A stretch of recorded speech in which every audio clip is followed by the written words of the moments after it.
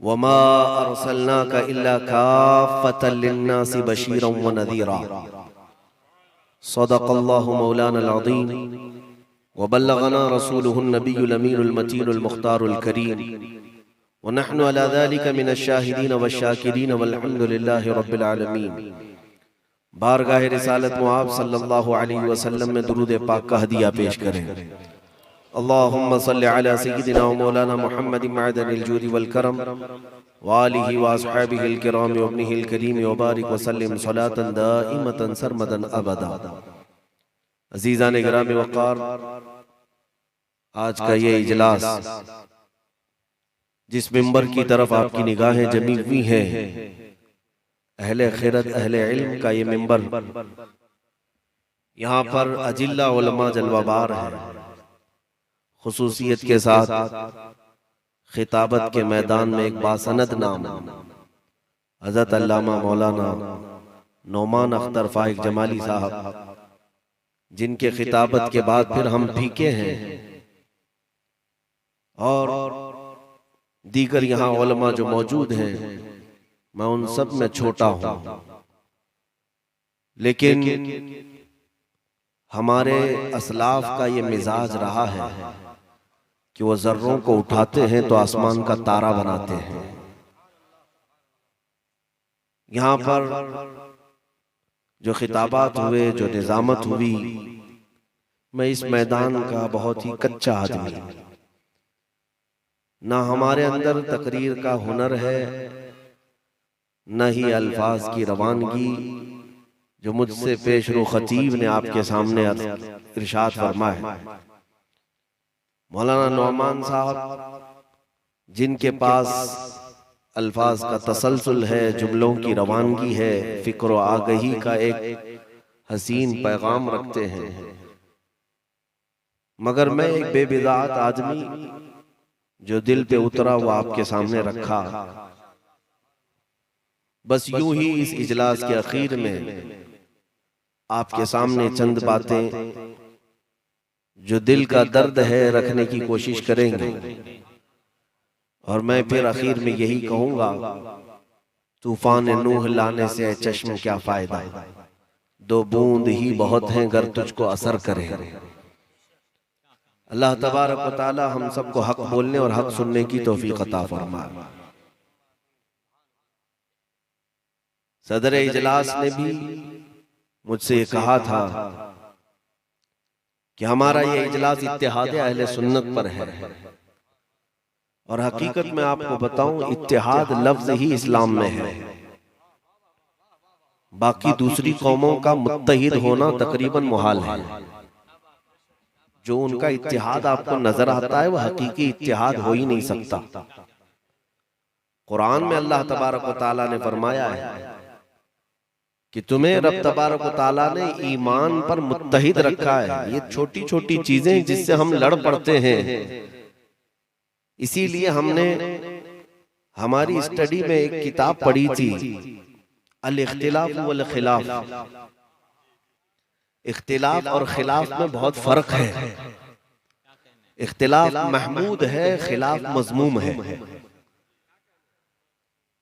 मेरा एक नजरिया हो सकता है कि मुझे हरा कलर पसंद हो, मौलाना नौमान साहब हो सकता है सफेद पसंद करते हो, लेकिन ये हमारी पसंद में हमारी जातियात को दखल नहीं होगा।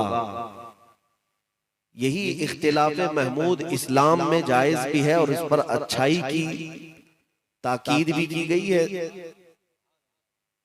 लेकिन मेरे अजीजों, हम इत्तेहाद का जो दर्स आपको दे रहे हैं वो किस बात पर? इस बात पर कि इत्तेहाद जो कुछ भी होगा हमारा वो ईमान की बुनियाद पर होगा, ईमान की बुनियाद पर। और आपको खुद अपनी हैसियत मालूम नहीं है, अपनी वैल्यू मालूम नहीं है। जरा दुनिया की कौमों को उठा करके मुताला करो और फिर तुम अपनी तारीख भी पढ़ो। और चलो, पुराने लोगों की तारीफ होती रहती है, सहाबा मुत्तहिद थे, ताबईन मुत्तहिद थे, औलिया मुत्तहिद थे, आज हम बिगड़े हुए। नहीं मेरे अजीजों, अल्लाह ने आज भी तुम्हें इत्तिहाद के 1000 नुक्ते रखे हैं। जिस पर तुम आकर के मुत्तहिद हो ही जाते हो। ये और बात है कि तुम्हें अपने इत्तेहाद का एहसास नहीं होता।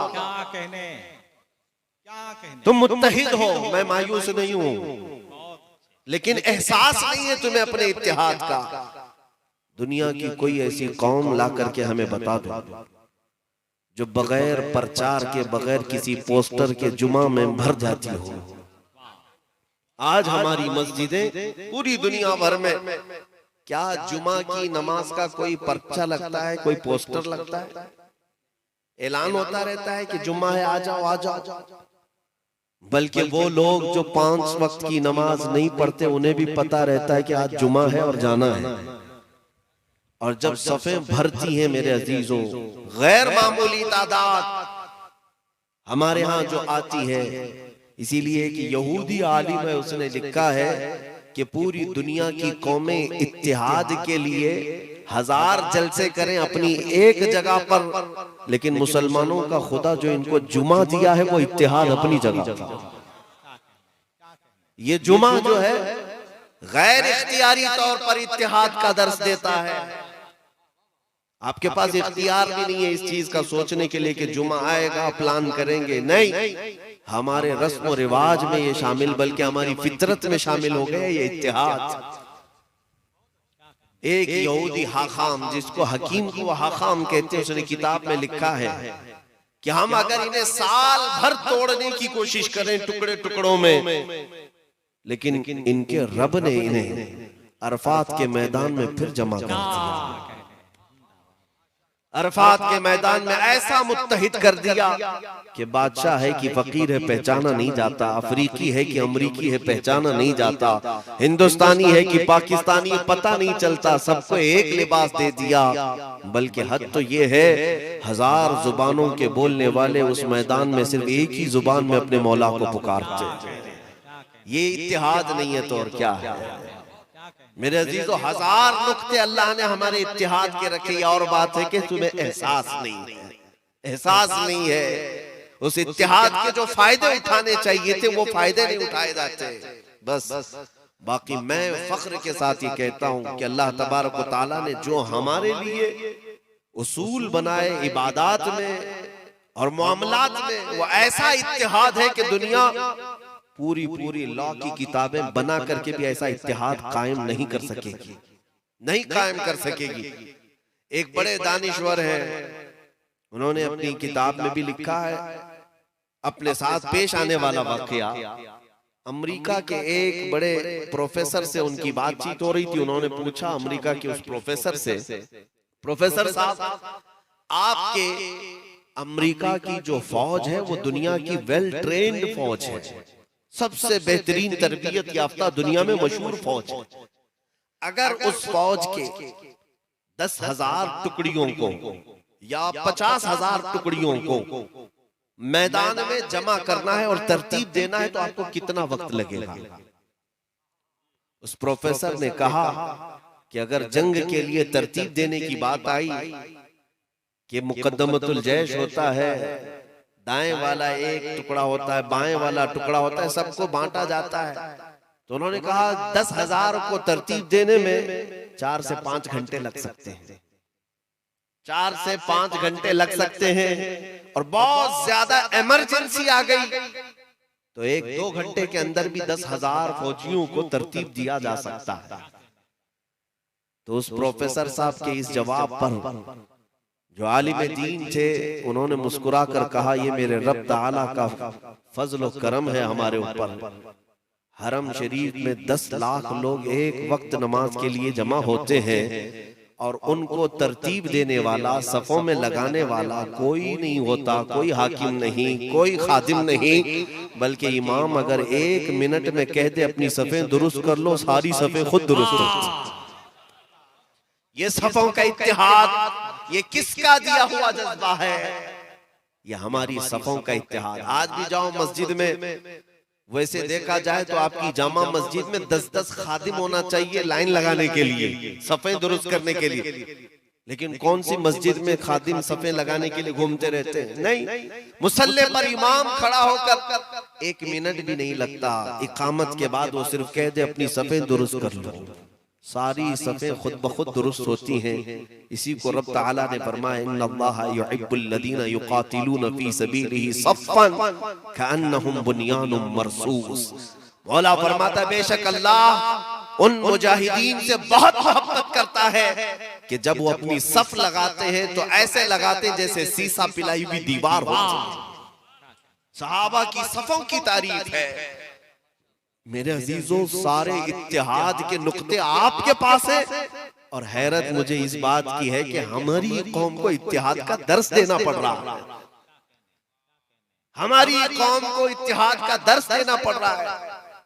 क्या ये बात दुरुस्त नहीं है? अभी जैसे आपने खतीब आज़म से सुना कि तुम चीते हो, लेकिन बात सिर्फ इतनी है कि उनके मुहावरे को अगर मैं बदल करके इतना कह दूं, उन्होंने अपनी खिताबत में जो कहा है, आम तौर पर मुहावरा एक मशहूर था, कौवा चला हंस की चाल अपनी चाल भूल गया।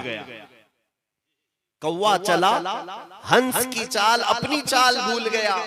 मतलब ये है कि कौवा ये बगोले की तरह चलने की कोशिश करता रहता है, जो सफेद दिखता है हंस, और उसकी तरह चलने की कोशिश करते करते एक दिन ऐसा आता है कि कौवे को अपनी ही चाल याद नहीं, मैं कैसे चलता था वही याद नहीं। और हमने उसको बदल करके अपने जलसों में ये कहा, शेर चला कुत्ते की चाल और अपनी चाल भूल गया।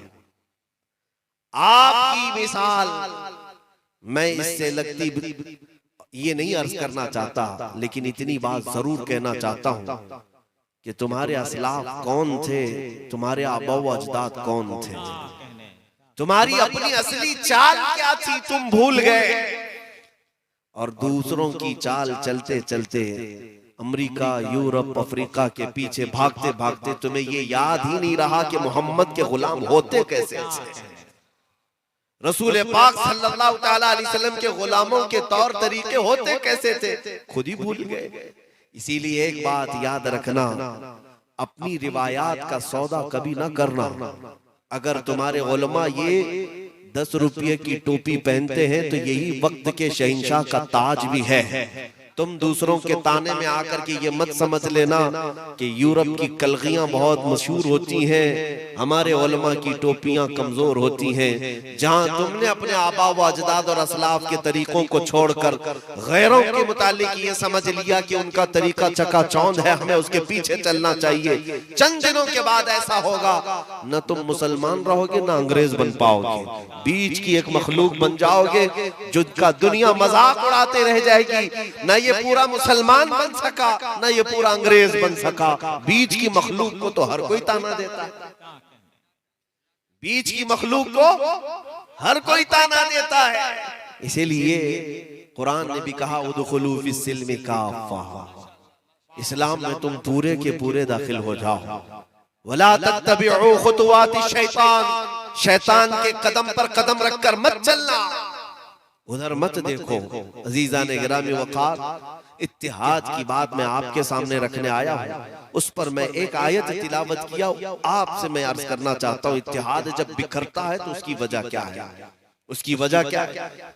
नबी अकरम सल्लल्लाहु तआला अलैहि वसल्लम के लिए कुरान कहता है, ए रसूल हमने आपको बशीर और नजीर बनाकर भेजा, बशीर और नजीर बनाकर भेजा। बशीर किसे कहते हैं? खुशखबरियां देने वाला। मेरे आका सल्लल्लाहु तआला अलैहि वसल्लम खुशखबरियां भी देते थे कि तुम्हें जन्नत की बशारत सुनाने आए, अल्लाह ताला के बेहिसाब अज्र, ये तुम्हें बशारतें हुजूर की तरफ से मिलती रही। और नजीर भी है, डर भी सुनाते रहे, जहन्नम का खौफ, कब्र के अज़ाबात का खौफ। दोनों चीजें अल्लाह के नबी सल्लल्लाहु तआला अलैहि वसल्लम अपनी उम्मत को देते रहे।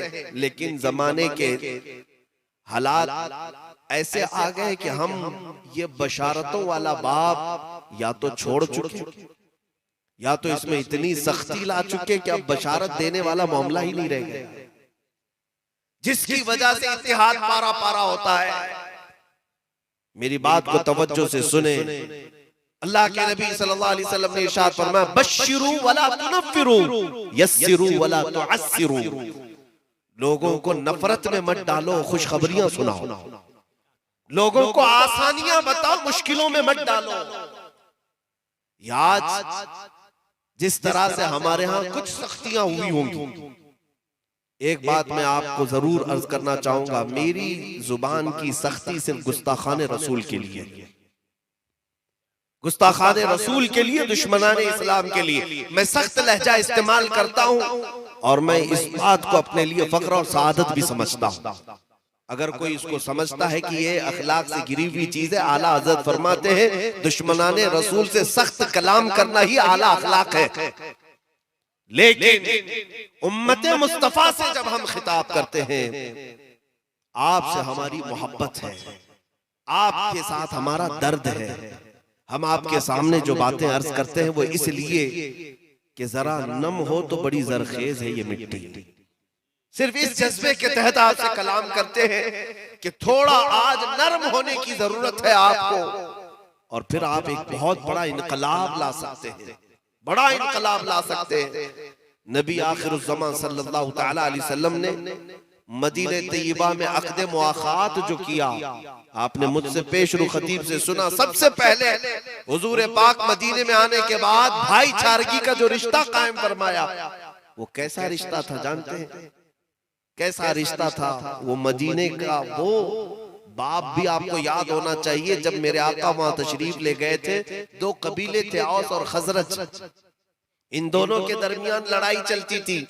कितने सालों से? 120 साल से जंग चल रही थी दो खानदानों में।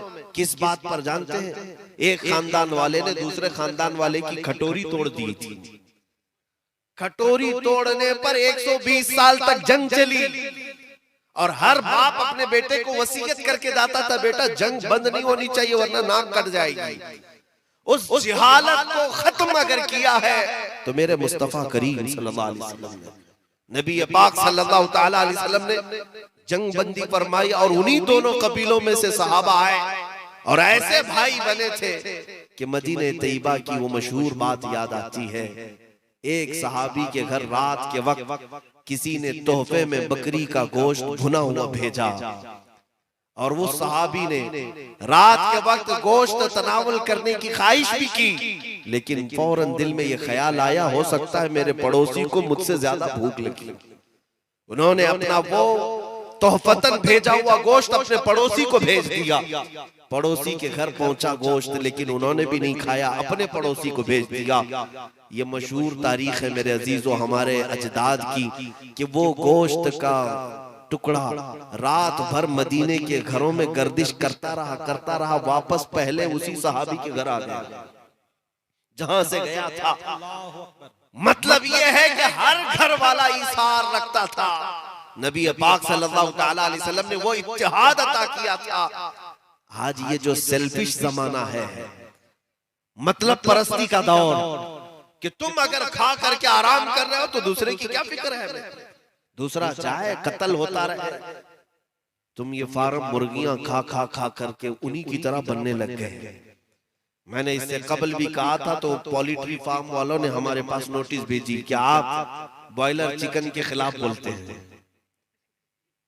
आप बॉयलर चिकन के खिलाफ बोलते हैं। हम बॉयलर चिकन को हराम नहीं कहते, तवज्जो से सुनो, लेकिन इंसान जो चीज ज्यादा खाता है उसके असरात भी उसके अंदर आते हैं, उसके असरात आते हैं। और ये मैं नहीं कह रहा, मुफ्ती अहमद यार खान नईमी रहमतुल्लाह अलैह ने तफसीर नईमी में लिखा भी है कि ये जो मुर्गी खाने वाले लोग हैं इनका हाल यही है। इस मुर्गी की, ये सफेद वाली जो बिक रही है हर नुक्कड़ पर आज, जो 36 दिन में 2 किलो से ज्यादा बड़ी होकर के आती है, गैर मामूली। मैं ये बात दरमियान में क्यों कह रहा हूं? इस मुर्गी की चंद खुसूसियात है, तवज्जो से सुनना। इस मुर्गी की खुसूसियत ये है कि अपना डिफेंस जानती नहीं है। इसको जब कसाब पकड़ता है तो उसे आधा मिनट भी नहीं लगता, यूं हाथ डाला यूं पकड़ लिया। ये मुर्गी ना फड़फड़ाती है ना भागती है, इसको डिफेंस आता ही नहीं, वो तो सुस्त काहिल रहती है। हाँ पकड़ रहे हो पकड़ लो, वो पकड़ में आती है। उसकी ये खुसूसियत ये है, बहुत आसानी से कट भी जाती है, ज्यादा आवाज भी नहीं करती, ज्यादा चीख पुकार भी नहीं करती।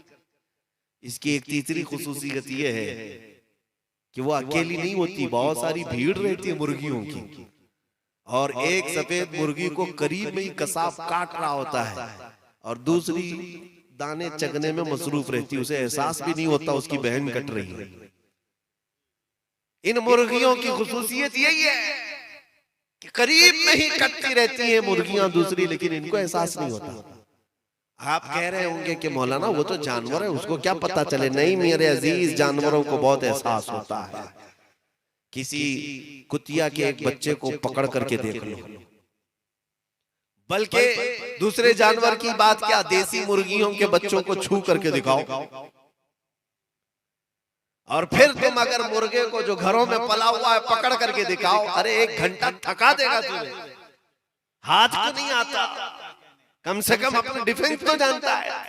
ये देसी मुर्गी अपने बच्चों की हिफाजत भी जानती है। कौवा भी ऊपर से जाएगा तो इसकी आवाज बदल जाती है, चौकन्ना हो जाती है, बहुत अच्छे चौकन्ना हो जाती है। लेकिन ये फार्म मुर्गियों का हाल ये है, ना वो अपना डिफेंस करना जानती है, ना ही अपने बिरादरी को कटते हुए देखकर उसे कभी गम होता है। नहीं, कोई गम नहीं करती।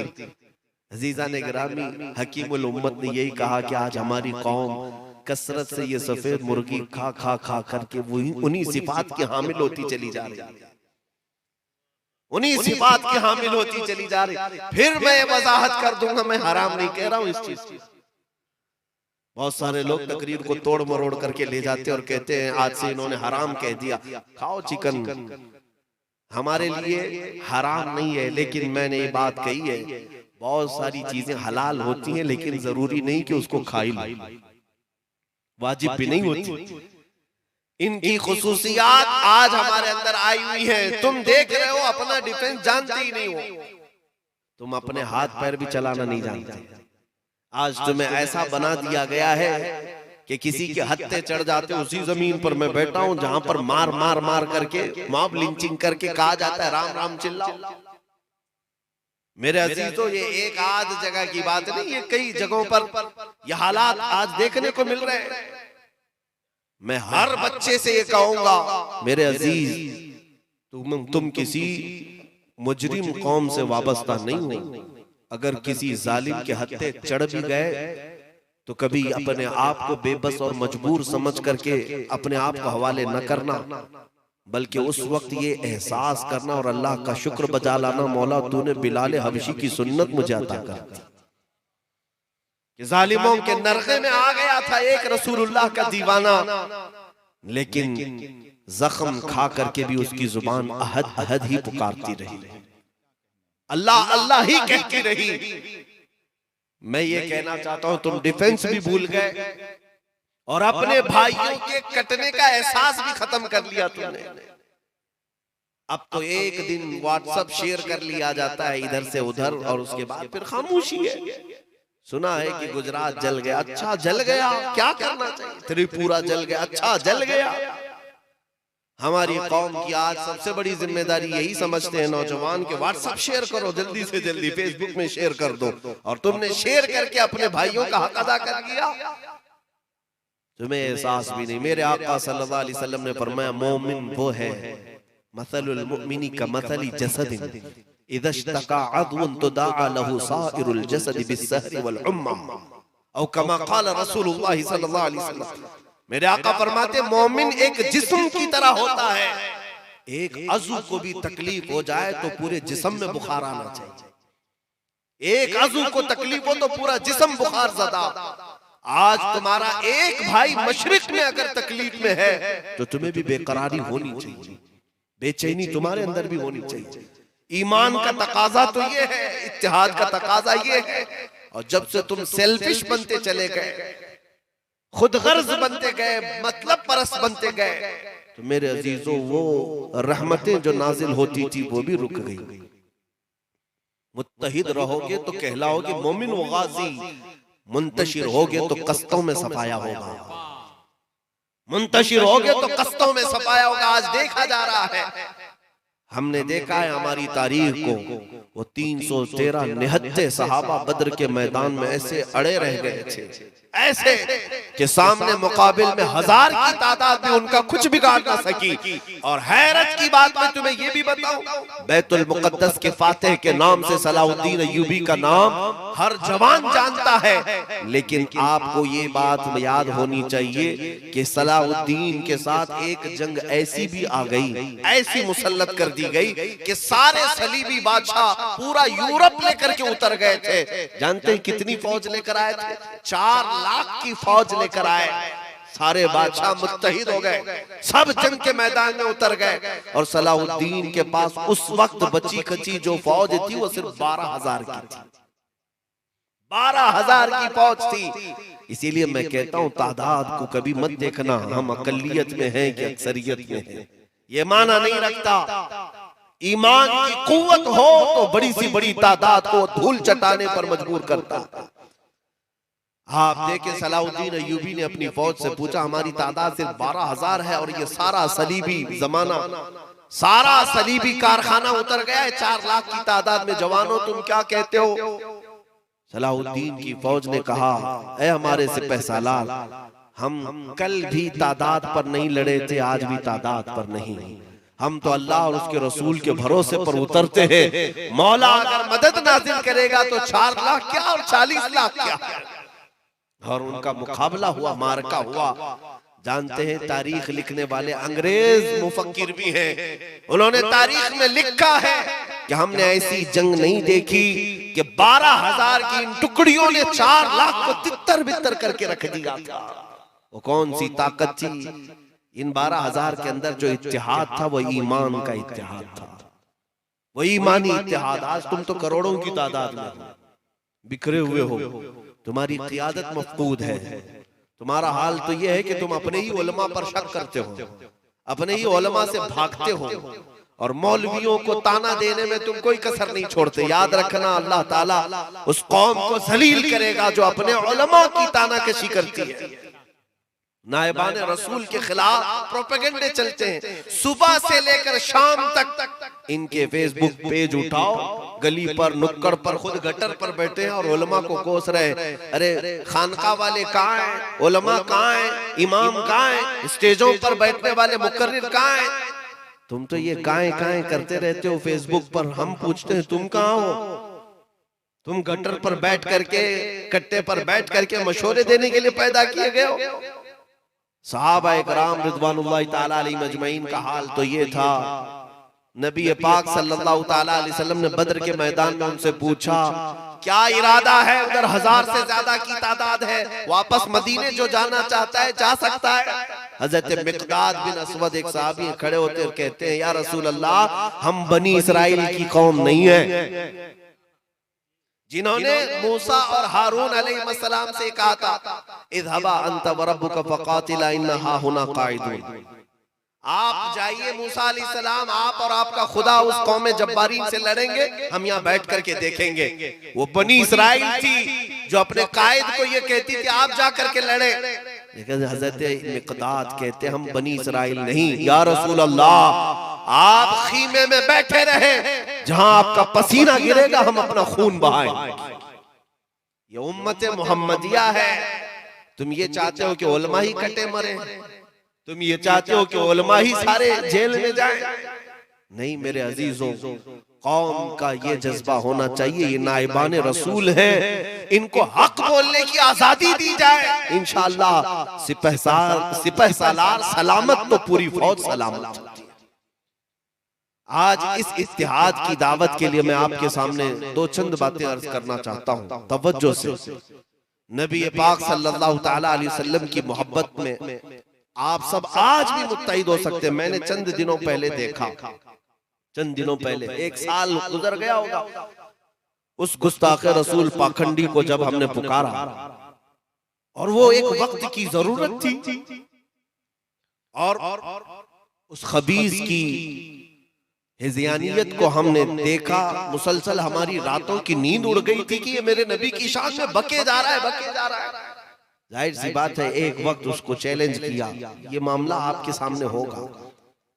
लेकिन वक्त गुजरता गया, महीना गुजरा होगा, मैंने देखा हिंदुस्तान के कोने कोने से, हर इलाके, हर शहर से उलमा, मशाइख, सादात, तंजीमों के बड़े कारकुनान, हर इलाके से मेरे पास लोगों के मैसेजेस आए लोगों ने अपने अपने अंदाज से हमारी हौसला अफजाई की और दुआएं दी, लेकिन मैंने उनमें उन लोगों को भी देखा जिनसे हमारा कोई इत्तेहाद ही नहीं था।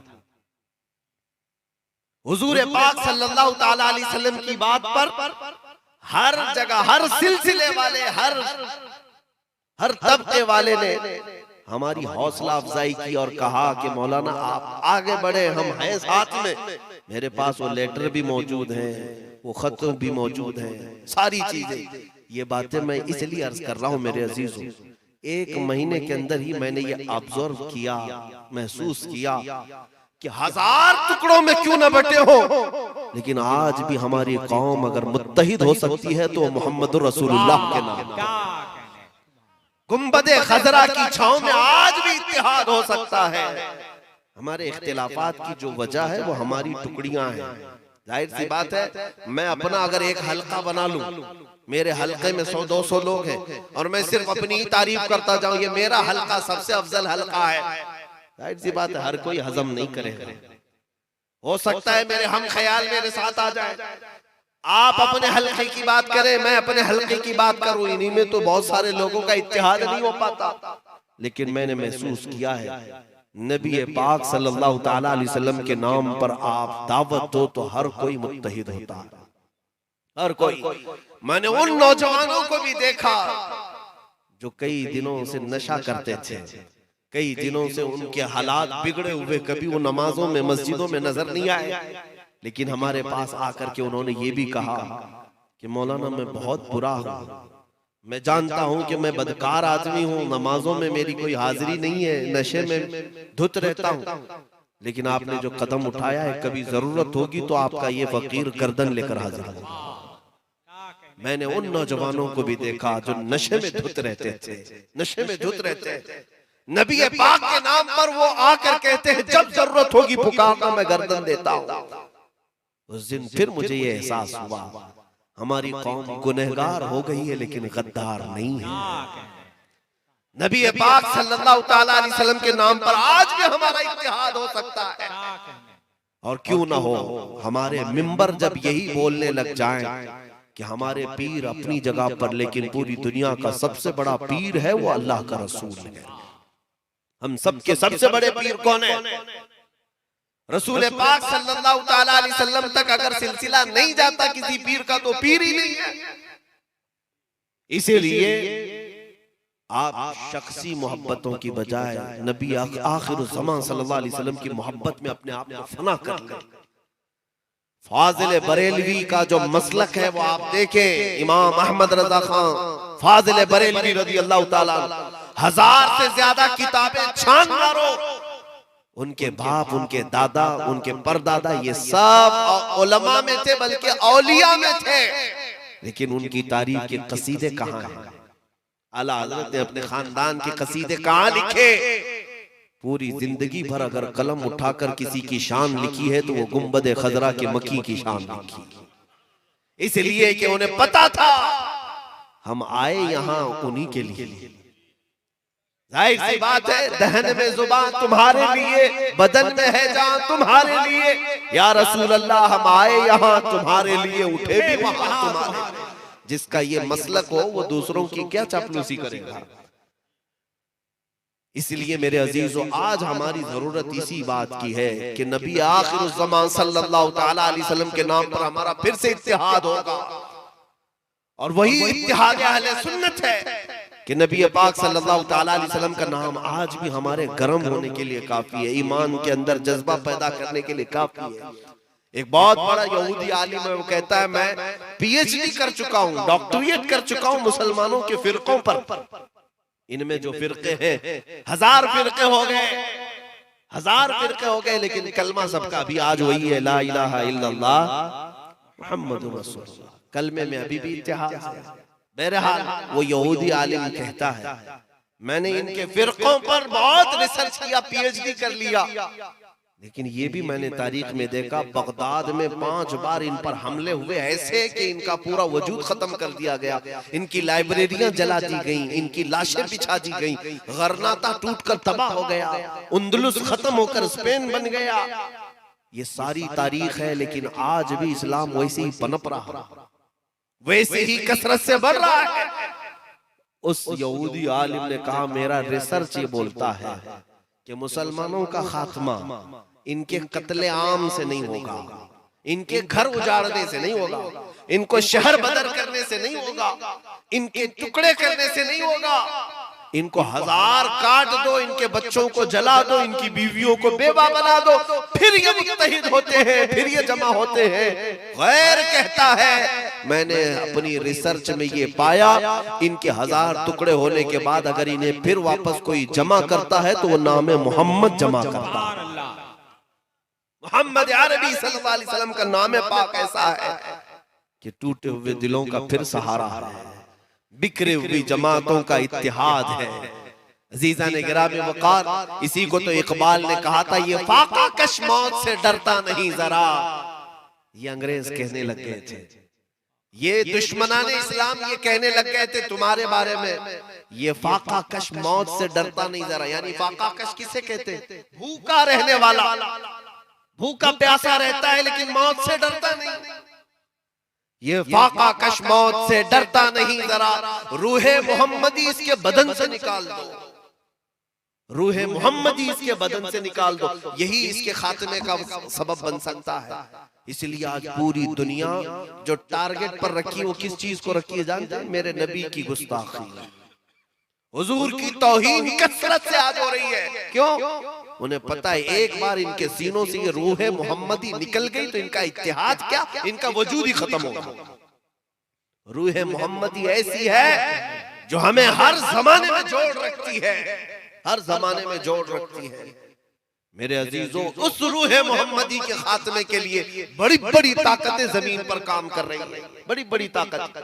तुम्हें पता है ये जो सोशल मीडिया के जितने साइट्स हैं जिनको नौजवान बड़ी खुशी से इस्तेमाल करते हैं, वो इंस्टाग्राम हो कि फेसबुक हो कि ट्विटर हो कि कोई भी हो, इनमें सबसे ज्यादा अगर किसी शख्सियत को टारगेट बनाया जाता है तो मेरे नबी की जात को, मेरे नबी की जात को।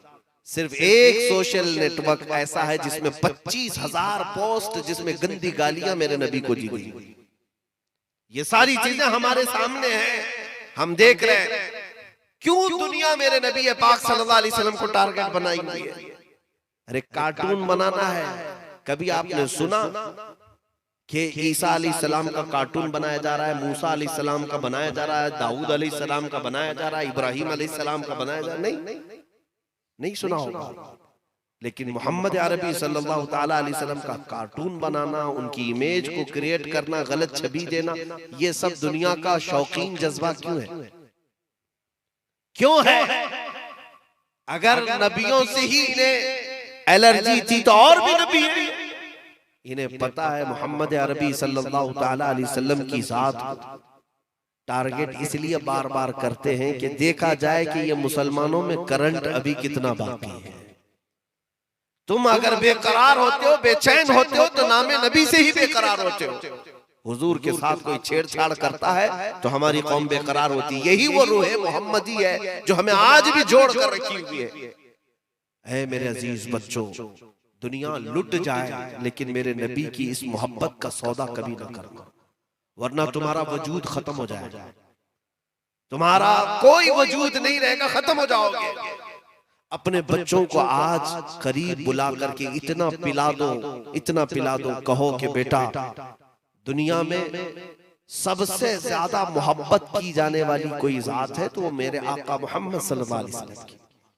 सच बताऊं, ये तरबियत का अंदाज मैं क्यों बता रहा हूं? हमारे बुजुर्गों ने ये लिखा है कि अगर तुम अपने बच्चे को ये कहोगे दुनिया में सबसे ज्यादा मोहब्बत हमारे नबी से करना, मुझसे भी मत करना, अपनी माँ से भी उतनी नहीं करना।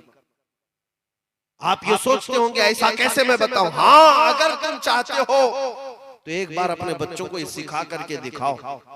देखो इसका नतीजा क्या निकलता है जानते हैं? इसका नतीजा ये होता है कि ये बच्चा जवान हो के बूढ़ा हो जाए लेकिन तुम्हारे खिलाफ एक जुमला भी पसंद नहीं करेगा। बदले में अल्लाह ताला तुम्हारी मोहब्बत उसके सीने में डालता है। तुम सोचते हो महंगे खिलौने दिला करके मैं बच्चे से अपनी मोहब्बत जता लूंगा, बेटों को अच्छी अच्छी गाड़ियां दिलाकर, फोन दिलाकर मैं अपनी मोहब्बत जता लूंगा, नहीं होता। चंद दिनों पहले, 1-2 साल पहले की बात है, एक लड़की 18 साल की हो गई, भाग गई।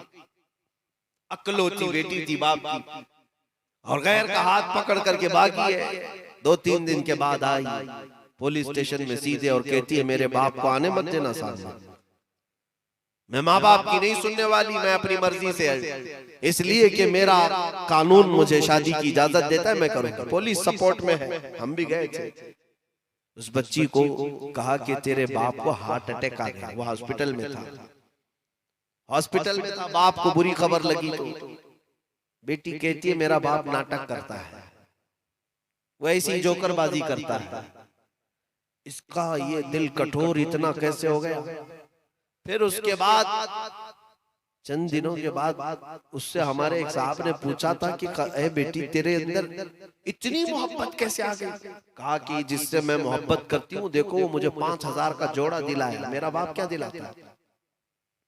5,000 के जोड़े पर 18 साल की तरबियत को ठोकर मार दिया। मेरे अजीजों, उस दिन मैंने कहा यह हकीकत में नतीजा इस बात का है कि 18 साल तूने अपनी बेटी को खिलौने तो दिलाए होंगे, उसके मन पसंद कपड़े तो पहनाए होंगे, लेकिन काश अगर अपनी बेटी को होश आते ही मोहब्बत रसूल पिलाया होता, नबी पाक सल्लल्लाहु ताला अलैहि वसल्लम की अजमत उसके दिल में बिठाया होता। जवान होने के बाद भी वो कदम उठाने से भी गैर के साथ 1000 बार सोचे, क्योंकि बदले में अल्लाह ताला तुम्हारी मोहब्बत उसके सीने में डालता है। इसलिए मेरे अजीजों, आज ये जरूरत है, मैं बारहा इस बात का ऐलान क्यों करता हूं कि नामूस रिसालत की हिफाजत, मेरे आका सल्लल्लाहु अलैहि वसल्लम की इज्जत और उनकी मोहब्बत अपने दिलों में डालना, यही सबसे बड़ी जान है हमारे लिए, यही हमारे इत्तिहाद का अजीम खंबा है। अगर ये मोहब्बत और ये रूह मोहम्मदी निकल गई तो 1000 दावत दो, इत्तिहाद नहीं कायम होगा, कोई इत्तिहाद नहीं होगा। अगर हुजूर से मोहब्बत करते हो तो हर तरह का इख्तिलाफ भी भूल सकते हो, हर तरह का इख्तिलाफ भूल सकते हो। 2 सहाबा हैं हुजूर के, गुलामी में झगड़ा नहीं होता। अगर मेरा आपसे झगड़ा हो जाए तो थोड़ी देर के लिए होगा, लेकिन हमारे दिलों के अंदर फिर अल्लाह ताला मोहब्बत पैदा करेगा। 2 सहाबा हैं, उनमें तकरार हो गई, एक हजरत बिलाल हबशी, एक हजरत अबू जर। बातों बातों में हजरत अबू जर ने उनको कहा या इब्न उम्म सौदा, काली औरत के बेटे। जुमला सख्त निकल गया। हजरत बिलाल को कहा काली औरत के बेटे। हजरत बिलाल के दिल में ये बात लगी, गए हुजूर पाक सल्लल्लाहु अलैहि वसल्लम के पास, कहा या रसूल अल्लाह, अबू जर ने मुझे यूं कहा, इस तरह का जुमला कहा, काली औरत के बेटे, मेरे दिल पर ये बात लग गई। हुजूर पाक सल्लल्लाहु अलैहि वसल्लम ने अबू जर को बुलाया, कहाँ है अबू जर? अबू जर आए।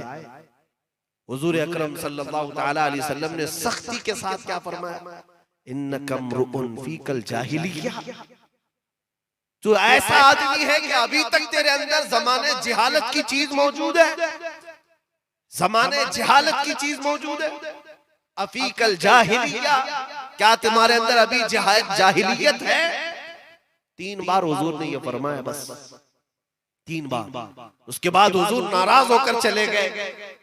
अबू जर कहते हैं, अब रिवायत सुनिए, हजरत अबू जर गए, बिलाल हबशी का हाथ पकड़ कर लाए।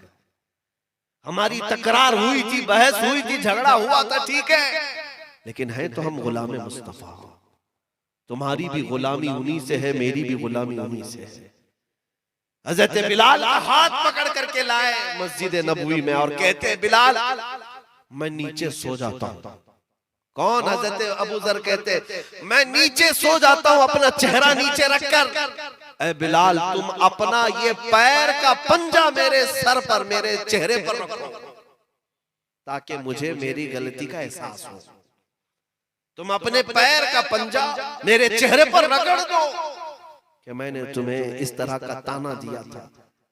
तो क्या हजरत बिलाल अपना पैर रख देंगे अबू जर के चेहरे पर?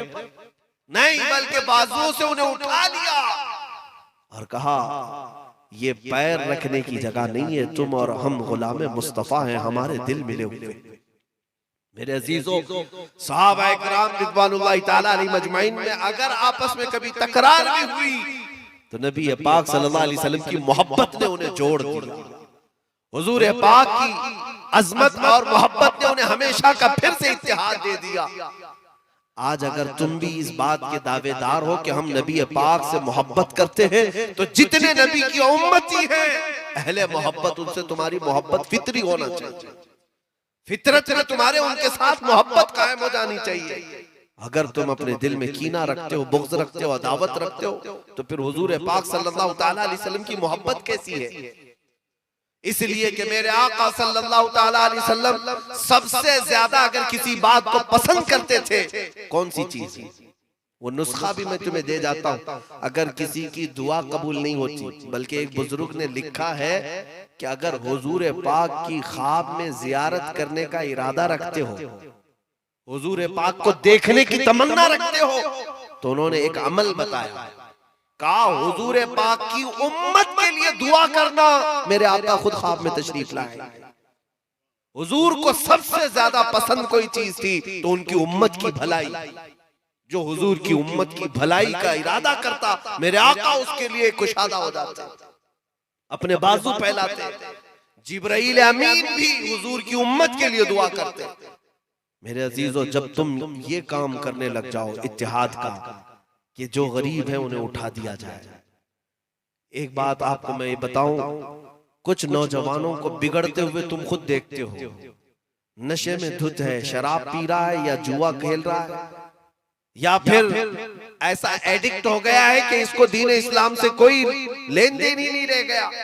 तुम उसके सामने से गुजरते हो हंसते हुए, देखो फलां का बेटा ऐसा बिगड़ा हुआ है, ऐसा बिगड़ा हुआ। तुम ताना मार के चले जाते हो। तुम्हारी मोहब्बत का तकाजा यह है कि उसके पीछे लग जाते, उसके पीछे लग जाते और उसका हाथ पकड़कर एक बार नहीं, दो बार नहीं, 10 बार में उसकी इस्लाह की कोशिश करते कि मेरे अपने भाई को मैं जहन्नम में जाने नहीं दूंगा। ये मेरे नबी का उम्मती है, ये मेरे आका का उम्मती है, मैं इसे इसकी इस्लाह करके रहूंगा। ये होती है हुजूर पाक से मोहब्बत। और तुम्हारा इत्तेहाद इसी तरह होगा। आज हालात ऐसे हैं कि पूरी दुनिया देख रही है हमारे तमाशे। जिनको हम मुसलमान मुल्क समझते थे, आज उन लोगों ने क्या कर रखा है, तमाशा पूरी दुनिया में देख रहे हैं। मुल्क शाम, मुल्क यमन ऐसा तबाह बर्बाद कर दिया गया जालिमों के हाथों कि वहां पर खाने पीने की चीजें भी नहीं रह गई। बच्चे घास खाने पर मजबूर हैं। आज के दिन की बात कर रहा हूं। बीमार हो जाए तो उन्हें दवा नहीं मिलती, बल्कि उन्हीं झोपड़ियों में पैर रगड़ रगड़ कर मर जाते हैं। इराक में मैंने खुद अपनी आंखों से देखा, जनाजा उठाने के लिए 4 लोग नहीं मिलते, 2 लोग एक एक जनाजा लेके चलते रहते। चंद सालों पहले एक ग्राउंड था, मैदान था, हमने देखा। उसके बाद फिर चंद सालों के बाद वो पूरा मैदान कब्रिस्तान हो गया, कब्रों से भर गया है। खुले मैदान जहां लोग बच्चे खेलते थे वो कब्रिस्तान में बदल गया। इतनी मौतें आम है, लेकिन जो बड़े बड़े तख्तों पर बैठे हुए उनके कानों पर जूं तक नहीं रही थी, उन्हें एहसास भी नहीं। चाहे वो सऊदी बादशाह हो कि इमाराती बादशाह हो कि कतरी हो कि बहरैनी हो, इनके अय्याशी में कोई फर्क नहीं आता। और वो ये समझते हैं कि दूसरों के मामलात में दखल अंदाजी नहीं करनी चाहिए। इंतजार करो, वो आग की चिंगारियां इनके तख्त भी जलाएंगे। नबी पाक की उम्मत को बिलखता तड़पता देख करके दुनिया खामोश है आज। मेरे अजीजों, दर्द तो हमें भी होता है। फिलिस्तीन के उन बच्चों को जब हम देखते हैं जिनकी कनपट्टियों पर इजरायली बंदूक ताने रहते हैं, फिर भी वो बच्चे नमाज में मसरूफ रहते हैं। वहां की औरतों को हजारों सलाम जो अपने बच्चे पैदा करती हैं, तो उन्हें ये यकीन नहीं रहता कि मेरा बच्चा आज शाम मेरे घर आ सकता है। उनकी माओं को कोई यकीन नहीं होता, बल्कि रोज उनके सरों पर मौत मंडलाती रहती है। ये हालात पूरी दुनिया में होते रहे। लेकिन मैं जो बात कह रहा हूं वो ये है कि अगर तुम्हारा एहसास मर गया है तो गोया कि रूह मोहम्मदी निकल गई। हुजूर पाक की मोहब्बत तुम्हें बेकरार कर देती, तुम्हें बेचैन कर देती। नहीं, मेरे भाई को इस तरह तड़पता मैं नहीं देख सकता। अब आप हमसे ये सवाल करेंगे कि मौलाना इराक, यमन, शाम, फिलिस्तीन, वहां के हालात में हम क्या कर सकते हैं यहाँ बैठ कर? हम तो झारखंड के रहने वाले गरीब मुसलमान हैं। मेरे अजीजों, अगर तुम ये समझते हो कि हम कुछ नहीं कर सकते, इतना है कि तुम यहाँ बैठे बैठे अगर अपने दिल के अंदर दुख और दर्द को महसूस किए कि मेरा भाई गमगीन है, मैं खाना कैसे खाऊं, तुम्हारी इस अदा को भी अल्लाह देख रहा है, अल्लाह देख रहा है। मैं बात इतनी कहना चाहता हूं, हो सकता है तुम मदद के लिए वहां पहुंच तो नहीं सकते, लेकिन अपनी अय्याशियों को बदल तो सकते हो, अपने ऐश और इशरत के इन हंगामों को खत्म तो कर सकते हो।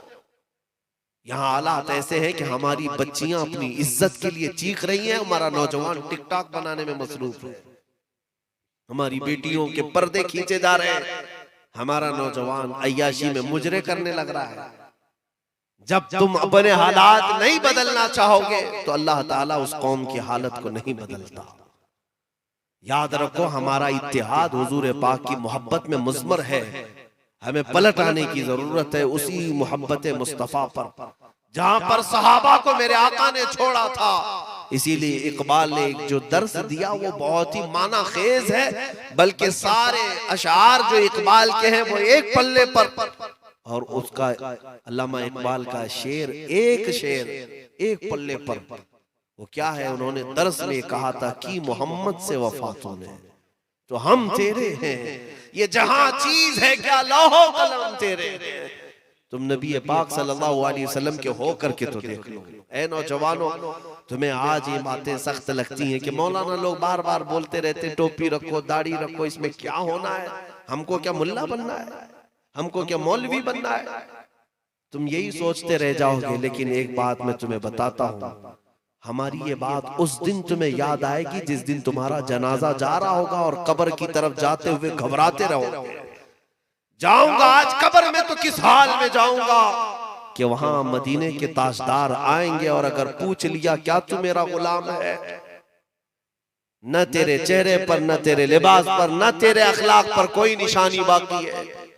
इसीलिए मेरे अजीजों, आला हजरत का वो मैसेज भी सुन लो, आज ले उनकी पनाह, आज मदद मांग उनसे, कल न मानेंगे कयामत में अगर मान गया। नबी पाक सल्लल्लाहु ताला अलैहि वसल्लम ने इस उम्मत के लिए किस कदर दुआएं की, तुम्हें एहसास है, तुम्हें एहसास है। वो हुजूर पाक हजरत आयशा फरमाती है कि रात का बिस्तर छोड़कर मेरे आका बाहर चले जाते थे, बिजलियां कड़कती थी तो हुजूर परेशान होते थे। क्यों? बिजलियों से हुजूर को डर लगता था? नहीं, मेरे आका फरमाते हज़रत आयशा से कि आयशा, जब बिजलियां आती हैं तो मुझे इस बात का अंदेशा होता है कहीं ये बिजलियां मेरी उम्मत पर अजाब ना बन जाए। अल्लाह ताला जब अजाब देता पिछली कौमों को तो अबर आता, बिजलियां आती, फिर आग भी बरसती, पत्थर भी बरसते। इसलिए मैं अपनी उम्मत के मुतालिक खौफजदा होता हूं कि कहीं अल्लाह का अजाब इन पर ना आए।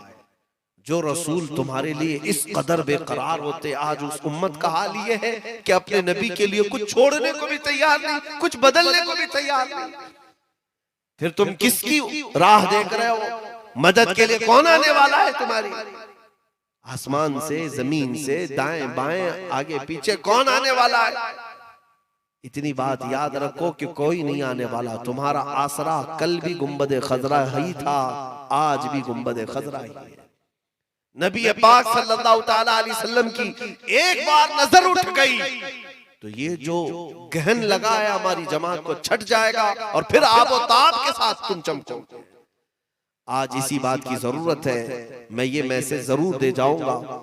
अभी आपने हजरत मौलाना नौमान साहब से भी यही सुना कि ये इतने जलसे करते हो, लेकिन तुम्हारे पास आज इदारों की कमी, तुम्हारी बच्चियों को भेजने के लिए कोई कॉलेज नहीं रह गए।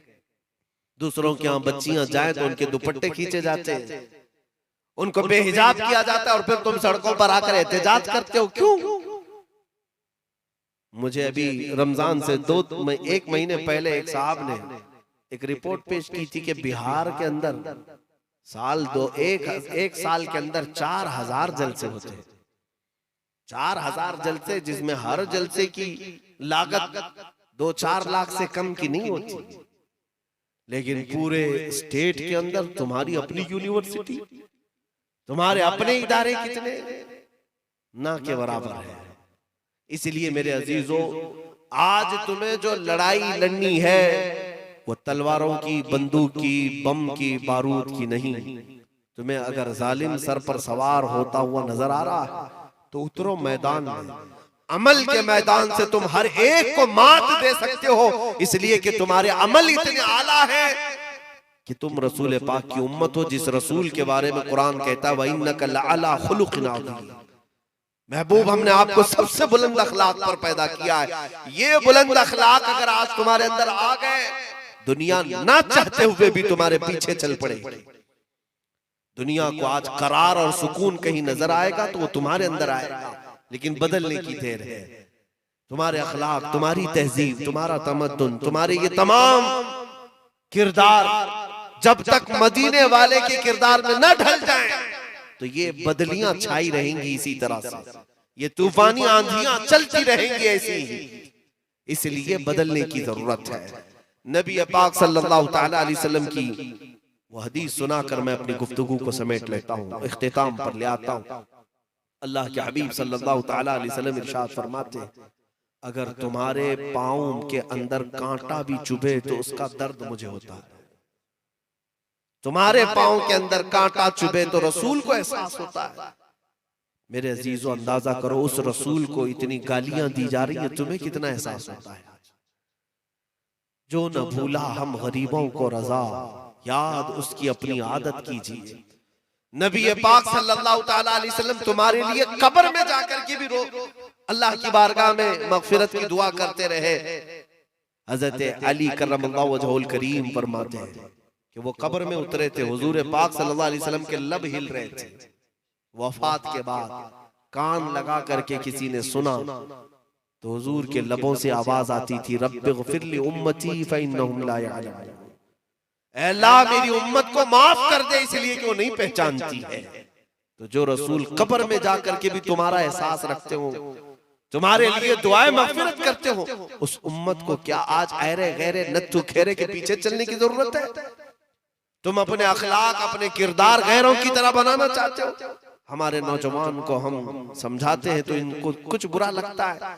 तुम्हारा आइडियल वो नहीं जो पर्दे सीमी पर नजर आ रहा है, ये टेलीविजन पर थिरकने वाले, नाचने वाले तुम्हारे आइडियल नहीं है।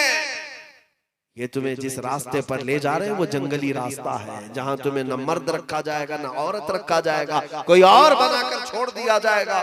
तुम्हारा अगर हर जमाने में कोई आइडियल है तो मुस्तफा करीम सल्लल्लाहु अलैहि वसल्लम की जात है, हुजूर पाक सल्लल्लाहु अलैहि वसल्लम की जात है। इसीलिए मैं इस बात पर अपनी गुफ्तगू खत्म करता हूँ। आला हज़रत फाज़िल बरेलवी रज़ी अल्लाह तआला अन्हु ने फरमाया, इसी पर अपनी जिंदगी गुजार करके जाओ। उन्हें जाना उन्हें माना, न रखा गैर से काम। लिल्लाहिल हम्द, मैं दुनिया से मुसलमान गया। किसी की जय विजय क्यों पुकारे, क्या गरज हमको, हमें काफी है सैयद अपना नारा या रसूल अल्लाह। किसी की जय विजय क्यों पुकारे, क्या गरज हमको, हमें काफी है सैयद अपना नारा या रसूल अल्लाह। उठो ए नौजवानों, कुव्वते इश्क से हर बस्त को बाला कर दो, दहर में नामे मोहम्मद से उजाला कर दो। व आखिरु दावाना अनिल हम्दुलिल्लाह।